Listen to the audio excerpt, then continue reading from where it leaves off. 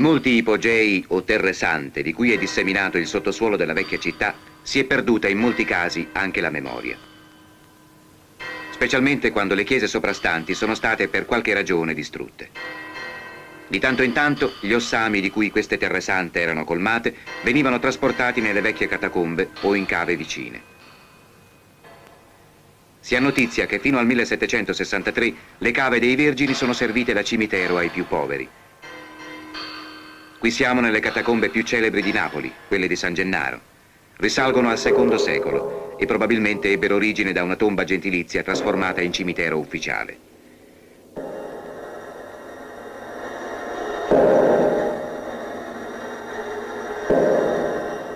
Il Celano le descrive nel 1643 come una sorta di labirinto e la sua attestazione costituisce anche la prima testimonianza sistematica dell'esistenza di una vasta successione di antri, pozzi, gallerie, condotti che si trovano nel sottosuolo della città.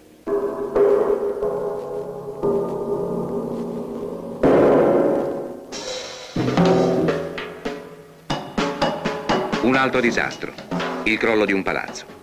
Da queste parti la gente è dolorosamente abituata a sinistri del genere. Basta a volte un breve temporale per compromettere l'equilibrio di un edificio, aprire voragini, provocare frane e smottamenti di intere zone.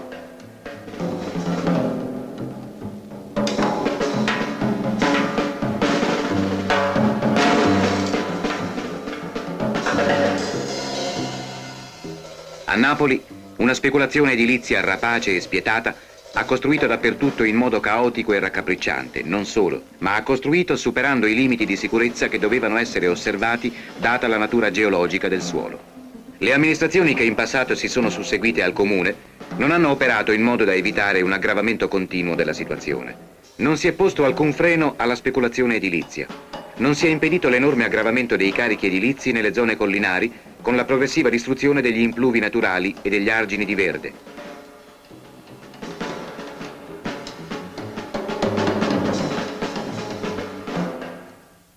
Per il risanamento del sottosuolo, poi, gli interventi adottati sono stati assolutamente insufficienti e di carattere saltuario e limitato. Persino l'unica carta esistente sul sottosuolo urbano, preparata durante il periodo bellico, è letteralmente sparita dagli uffici comunali da quasi 20 anni. Eppure, la città è costruita in sostanza su uno strato di tufo perforato da numerose immense caverne. Una vera città sotto la città, che giorno per giorno minaccia la stabilità dell'area soprastante. Il crollo di uno stabile o il franamento di un'arteria si susseguono con ritmo drammatico. Impossibile fare un elenco. 3 ore di temporale e una valanga di fango e di pietre rende impraticabile un intero quartiere. Si apre una voragine profonda 8 metri e larga 15 che inghiotte 2 automobili. Sull'Arenella, al Vomero, altra voragine delle stesse dimensioni. Crollo di via Tasso. Sotto il peso intollerabile di un nuovo quartiere sorto a monte, il muraglione di sostegno è franato verso le case sottostanti.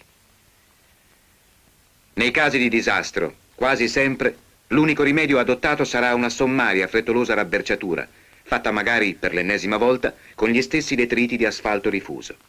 Oppure sarà il puntello, il barbacane, il sostegno messo qua e là, e non varranno certo questi rimedi a salvare la vecchia capitale che crolla, che si sfascia, che si polverizza.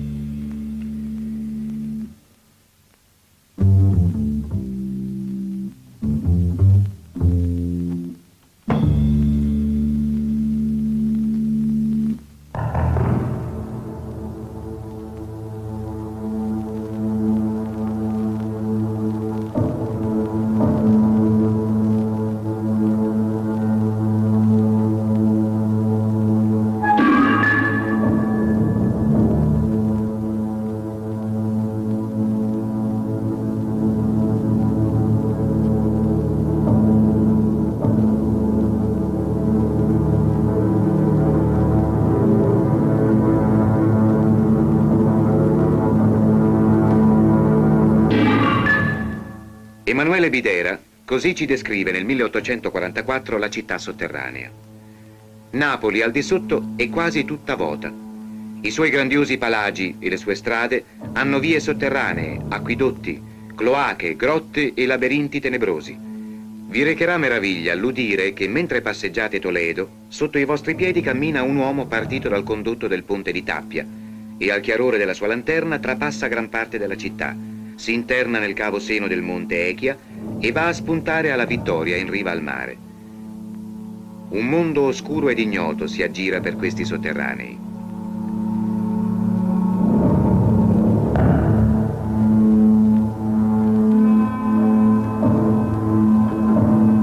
Caverne naturali vi sono sempre state a Napoli. Inoltre c'era l'uso di tagliare nel corpo delle montagne immense spelonche e grotte comunicanti per estrarne masse di pietra utilizzate poi per la costruzione di case o per il commercio. Questi giovani che ci fanno da guida sono tutti volontari delle tenebre e fanno parte del centro speleologico meridionale. Essi hanno già messo la loro esperienza a disposizione della Commissione per lo studio del sottosuolo di Napoli. Tale commissione, dopo un lavoro di 18 mesi, è pervenuta a conclusioni drammatiche. Sono state scoperte ben 366 caverne ed una assoluta insufficienza della rete fognaria. Sono stati indicati anche i provvedimenti da adottare. Tuttavia gli interventi e gli studi fatti finora non sono valsi a modificare la situazione.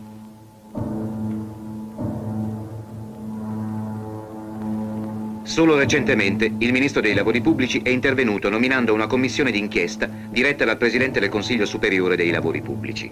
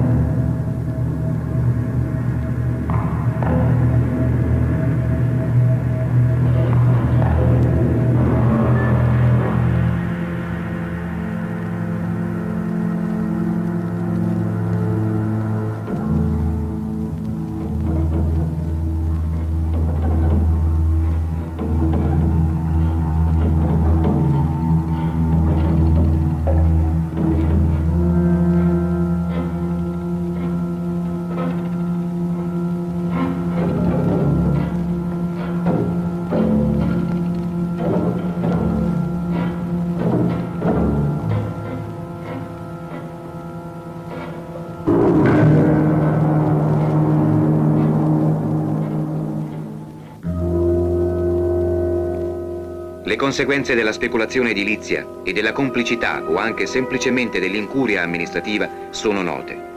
La distruzione di un panorama che incantò Goethe, Shelley, Platen e tanti altri ignoti o illustri visitatori non solo, ma l'esistenza stessa della città, insieme con l'incolumità dei suoi abitanti, sono stati messi in pericolo. Perciò anche il turismo, che pure era una fonte di reddito non indifferente, è molto calato a Napoli in questi ultimi anni. È diventato essenzialmente un turismo di transito.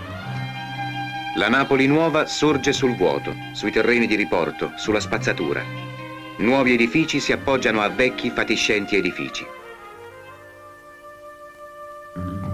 Grattacieli e muraglie cinesi hanno compromesso per sempre la sua magnificata bellezza.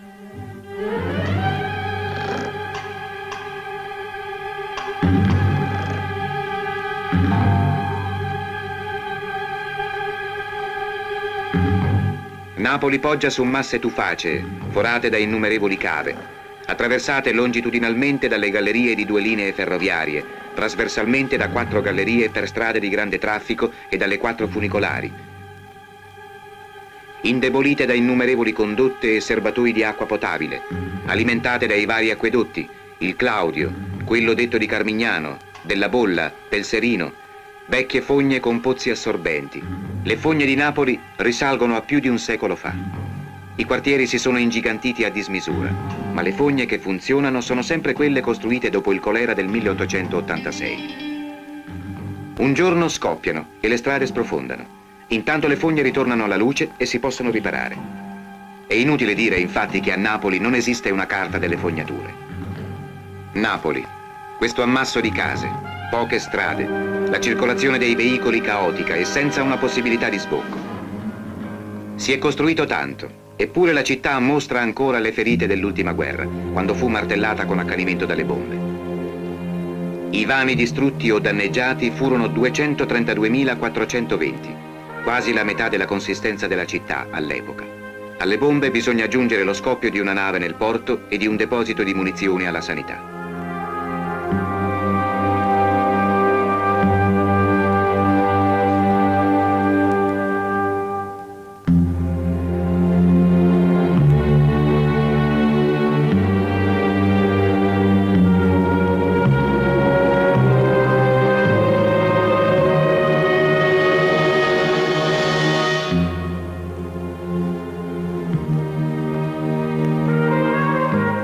E quello dei senza tetto, degli sfollati, era uno spettacolo che credevamo di aver dimenticato.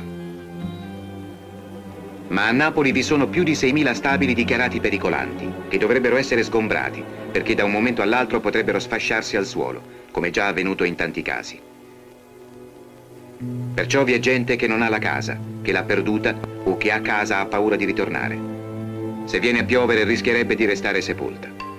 Allora forse dovrà ritornare nei ricoveri antiaerei della guerra, nelle grotte, nelle caverne, nei sotterranei.